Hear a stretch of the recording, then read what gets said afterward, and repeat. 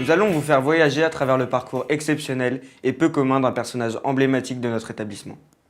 De sa brillante scolarité jusqu'à sa mort à Dachau, en passant par son engagement militaire et sa vocation à Dieu, nous vivrons les plus belles années d'un jésuite qui a dédié sa vie à l'éducation, le père Victor Dillard. Découvrons sans plus attendre sa jeunesse blésoise. Victor Dillard est né dans la nuit du 24 au 25 décembre 1897 à l'hôtel d'Amboise, place du Château à Blois. Il fut baptisé le 2 janvier 1898 à l'église Saint-Nicolas après avoir reçu le prénom de son grand-père récemment décédé.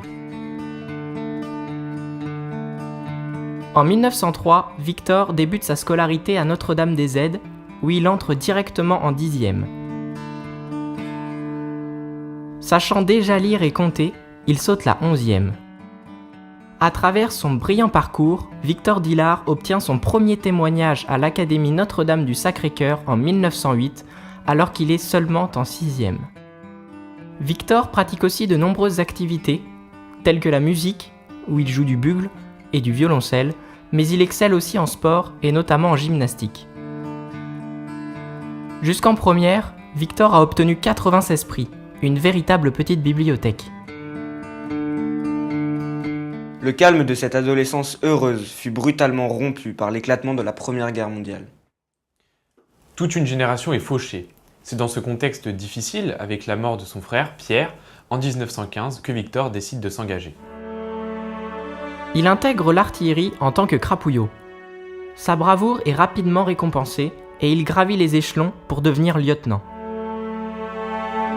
Blessé dans un corps à corps, il reçoit la Croix de guerre avec cette citation « Jeune officier d'un courage au-dessus de tout éloge, faisant l'admiration de tous les hommes par son mépris du danger. » Oui, un courage évident, et évident pour ces hommes. Revenant de convalescence, on lui dit que son unité est entre les lignes. Il va sortir de la tranchée dans un brouillard terrible, il va les rejoindre, et eux sont ravis parce qu'ils hésitaient, ils ne savaient pas très bien dans quelle direction aller, et ils avaient une peur terrible de tomber sur une tranchée allemande. Donc il va les ramener dans sa tranchée, et ça va contribuer à sa légende d'officier. Alors c'est en 1918 que Victor Dillard s'engage dans l'armée Weygand qui devait libérer la Pologne. C'est à ce moment que l'appel de Dieu se fait entendre à lui. C'est devant le calvaire de Włocławek que Victor prend sa décision. Incontestablement, c'est un moment très fort de son existence. La photo où il est en lieutenant, au garde à vous, le képi à la main, est une photo qui lui rappelle cet engagement qu'il a pris. Et dans son bureau à Vichy, recevant un G-siste, le G-siste lui dit « Mais mon père, pourquoi vous avez votre photo là, comme ça, sur la porte ?»« Bah tu vois, ça me rappelle l'engagement que j'ai pris. » Le 9 novembre 1919, après un repas au restaurant, il laisse tous ses proches abasourdis. « Adieu mes vieux, demain je rentre au noviciat des Jésuites. » Il entreprend des études de théologie, d'économie et de philosophie. Parallèlement, il devient un économiste de renom qui rencontre de nombreuses personnalités. Victor Dillard est ordonné prêtre à la cathédrale de Blois le 29 juin 1931. Il célèbre sa première messe à la chapelle Notre-Dame-des-Aides. En 1921, 120 élèves lui sont confiés. L'expérience de la guerre et d'officier l'ont amené à être plutôt ferme et rude. À cette époque, il n'a pas encore cette chaleur qui plus tard lui permettra d'avoir de fidèles amis. Il commence, comme tous les jésuites, à être régent, c'est-à-dire à être préfet de division, à avoir un groupe de classe qui va animer. Bon, alors, exigence, rigueur, son but, c'est que ces garçons grandissent. Or, éduquer, c'est un verbe fort, hein, ça veut dire sortir d'eux. Donc, il va être assez rigoureux, assez ferme, et puis au fur et à mesure qu'il va mûrir, qu'il va avoir de l'expérience de l'éducateur, il va devenir plus chaleureux. Il va aller vers les gens tels qu'ils sont. Et il va les faire grandir tels qu'ils sont. Par exemple, quand à Ginette, il se retrouve avec un garçon qui s'appelle Bernard Gavotti, qui va devenir un musicien connu en France pour ses capacités d'organiste, il va lui dire « Tu commences par préparer l'aggro pour ce que ton père te demande, et après tu seras libre. Hein, tu vas d'abord commencer par l'effort, et ensuite tu auras la liberté de choisir. » Et ça, C'est le rôle de l'éducateur, je crois, très profond et efficace. Parallèlement à l'enseignement qu'il dispense, Victor Dillard entreprend des voyages d'études à travers le monde. Par ses travaux, ses publications, il devient rapidement un grand spécialiste des questions monétaires. Il s'intéresse particulièrement au New Deal, mis en place par Franklin Roosevelt. Il est ainsi reçu plusieurs fois à la Maison Blanche, où il émerveille toute la famille par son ouverture d'esprit et sa compréhension des jeunes. En 1939, la guerre met un terme à cette brillante carrière. Septembre 1939, Victor Dillard doit alors rejoindre les rangs de l'armée. C'est en tant que capitaine qu'il est confronté à la défaite. Il est retenu prisonnier au camp de Mailly pendant quelques semaines. Alors qu'il est acheminé vers l'Allemagne en train, il réussit à s'évader à Bar-le-Duc. Déguisé en contrôleur de la SNCF, il arrive à passer la ligne de démarcation. Il rejoint Vichy parce que il est envoyé à Vichy par ses supérieurs. Il ne peut pas rester à Paris. Officier évadé, c'est pas prudent. Donc il va en zone libre, d'autant plus que les jésuites ont une cellule qui s'appelle l'Action populaire, qui est toujours auprès des gouvernements. Donc qu'est-ce qu'il va faire à Vichy ? Eh bien, il va faire des conférences. Il va faire des conférences pour tous ces fonctionnaires qui sont partis, qui ont laissé leur famille à Paris et qui sont célibataires forcés à Vichy. Donc, quand il fait une conférence, il a 300 personnes qui l'écoutent.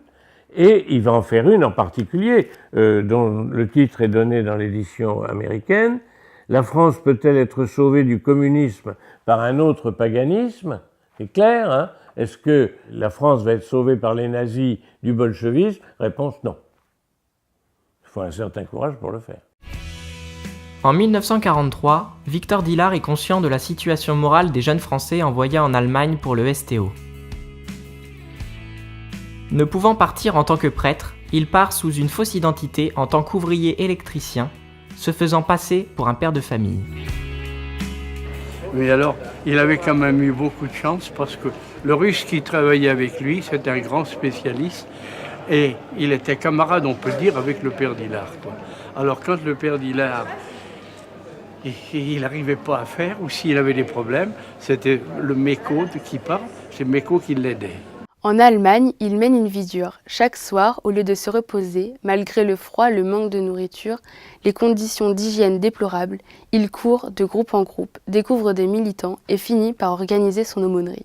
Mais, à cette époque, nous ne l'avons pas toujours bien compris. Il réveillait un peu trop en nous notre conscience, car tous savaient ce qu'il avait à nous dire, mais hélas, beaucoup voulaient l'oublier.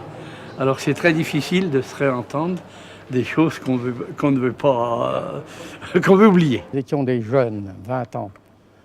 Et le père Dillard est arrivé quelques mois après, en octobre 1943. Il a essayé, il a fait tout son possible pour nous remettre d'aplomb, nous remonter le moral. Il a réussi en partie, et jusqu'au jour où la Gestapo est venue l'arrêter. Un brave prisonnier de chez nous, il arrivait du camp de Wuppertal et il a rapporté un tract américain. Alors comme notre niveau de culture était vraiment presque au plancher, personne ne pouvait le déchiffrer. Alors bon, les gens pas gênés, moi je l'aurais pas appelé comme ça, Victor, viens donc, tu vas nous déchiffrer ça. Alors brave père Dillard, il l'a lu plus vite que moi je pourrais lire un journal, puisqu'il parlait 3 langues. Mais alors, couramment. Hein. Alors, celui qui voulait le dénoncer, bon, il en a profité pour dire il a apporté des tracts. Et puis, alors, ça suffisait parce qu'avant, il avait été pris à dire la messe, il avait été pris à donner la communion. Mais comme il n'y avait rien de scandaleux trop pour le régime, alors donc là, c'était la belle occasion. Alors, l'autre de dire, il a dit ci, il a fait ça, et il a porté pour faire de la publicité anti-allemande. Dénoncé, il est arrêté par la Gestapo et emprisonné à Barmen pendant 7 mois. C'est de cette prison qu'il écrit un très beau texte, L'honneur d'être ouvrier, qui rend hommage à ceux qu'il a rencontrés à l'usine. Pour être ouvrier, il aurait fallu que mon corps fût façonné, sculpté pour cet usage. L'ouvrier ne travaille pas seulement avec ses mains, c'est tout son corps qui est engagé dans la bataille, la passionnante et amoureuse bataille avec la matière. J'ai compris que si j'avais vécu cela depuis mon enfance, mon être ne serait pas ce qu'il est et ma sensibilité serait différente. Il faut avoir vécu cela pour comprendre que Dieu s'est fait charpentier. Victor Dillard demande alors à partir en camp de concentration à Dachau pour retrouver Gamelin et Daladier, dont il était l'aumônier dans les prisons françaises. Son arrivée à Dachau est une effroyable descente aux enfers. Amputé de la jambe à cause d'un phlegmon, il revient de l'opération qui s'est bien passée, magnifiquement même par rapport aux circonstances, et il est dans un coma, semi-coma, donc il bat la campagne. Et quand il revient à lui, il dit à Edmond Michelet qui était venu le veiller, j'ai dû battre la campagne, j'ai dû raconter des trucs. Et comme il a donné des noms précis, Michelet lui dit, vous avez donné des noms, donc j'ai relevé la liste. Je peux voir.